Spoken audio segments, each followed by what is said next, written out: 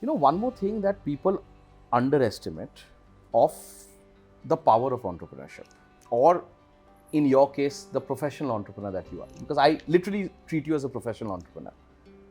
That is the power of time management. Why do I say so?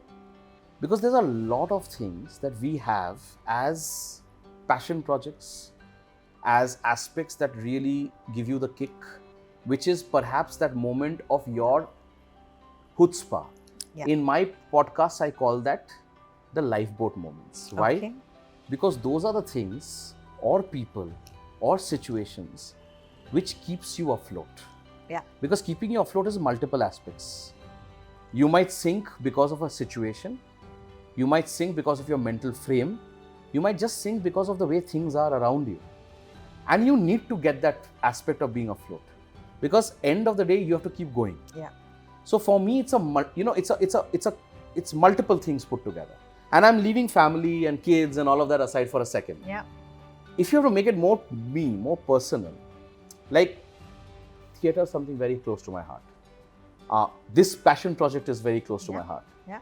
I do a lot of, different types of activities in terms of maybe, conversations, at times maybe even in terms of the fact that I went through my own health revival journey. Yeah. Like today, even though I have to lose another 20 kgs, I know I lost 60 kgs, which is a great, Absolutely. It's like one human being out of me, man. which is a big thing, right? That's true. And there are multiple things that keeps me going. I know some aspects of you. Like very few people will know that you're a mountain goat. Very few people will know that it gives you thrill to randomly go alone and go to the base camp in Everest. Or you do some random yoga poses where you're suddenly putting yourself upside down in two hands. And it's scary, right? But there are so many things that keeps one afloat. What are your lifeboat moments? What are your lifeboat contents? Who's your lifeboat or what is your lifeboat? And what are those things that keeps the fuel in you driven constantly to be what you are? Talk a bit about those which no one knows. Forget no one else knowing. Even I have never introspected so much when you ask so many questions.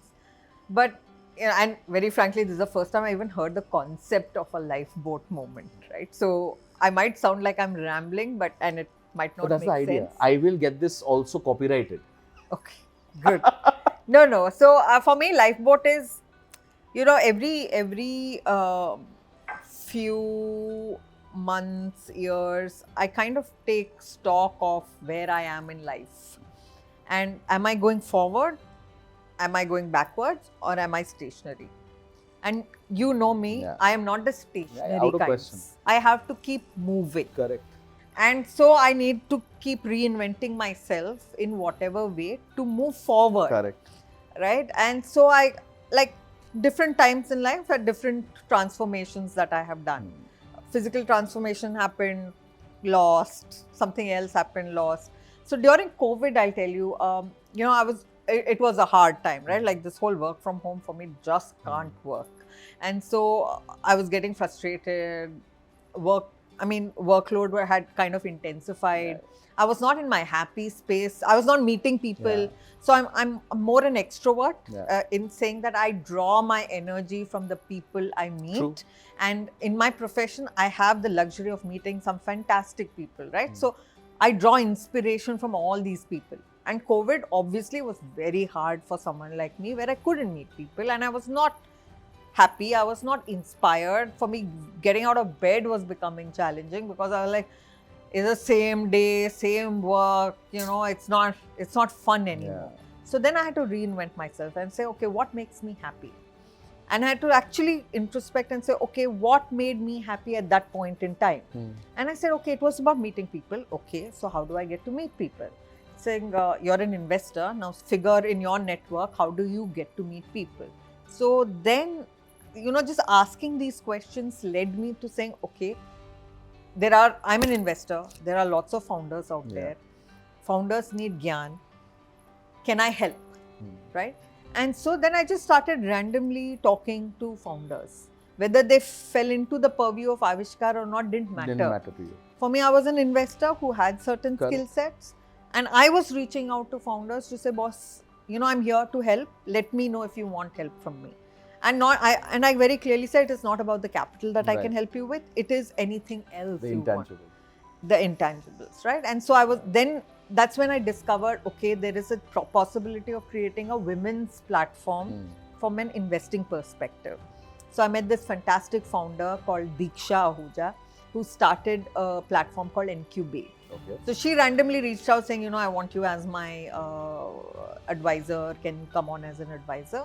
And then we started chatting, one thing led to another, and then the next thing I knew, bam, she had already started it.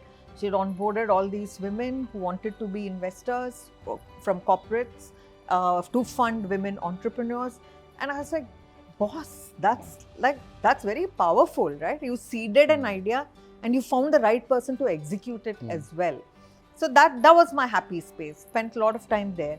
So regularly I keep asking, what next, what next, what next? So that's where I am.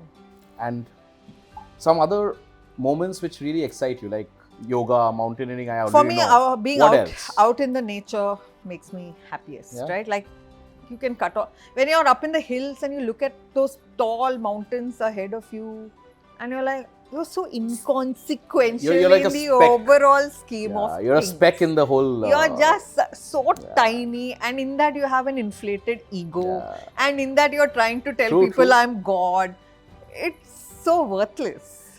I went through this moment. So we went to Thiog a couple of months ago. And Thiog is this little place ahead of Shimla, about maybe another 1.5 hours. And there is this valley that you go through. And suddenly you realize it's a valley which is not really discovered yet. And you're the only soul there. And around you is just green pastures and mountains. Nothing else. And that moment makes you realize that you could actually matter so less in the larger scheme of things. But I think it's a great recalibrator. Yeah. You recalibrate to realize that there is yet so much more difference that you can make, because world itself is so large. Yeah. And what you thought the world was around you, you're a speck in that whole system. So I think recalibration is very important. Every morning I remind myself, you are just a speck of sand in this large cosmos. And you can choose to be that one speck of sand doing nothing, or you can try to make a difference by doing something right. True. So that is for me my big takeaway. True.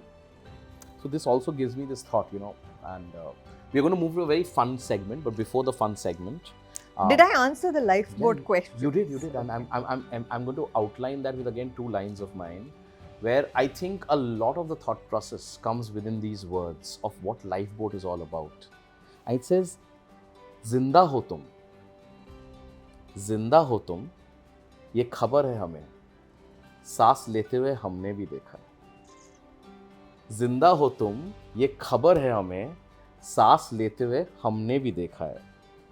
आगे बढ़ रहे हो तुम, ये खबर है हमें, आगे बढ़ रहे हो तुम, ये खबर है हमें, मेहनत करते हुए हमने भी देखा है। शिद्दत और जुनून का माहौल बनते हुए हमने भी देखा है। शिद्दत और जुनून का माहौल बनते हुए हमने भी देखा है। शायद को हकीकत बनते हुए भी हमने भी देखा है। Wow. So I think that at the end of the day is the essence of what Lifeboat is. It's about the what ifs and how you can recalibrate the what ifs to make them matter, and to say that is reality, that is true, and if I can, so can you. If you can, so can somebody else. That's the essence of what the Lifeboat is all about. Nice. I like the concept.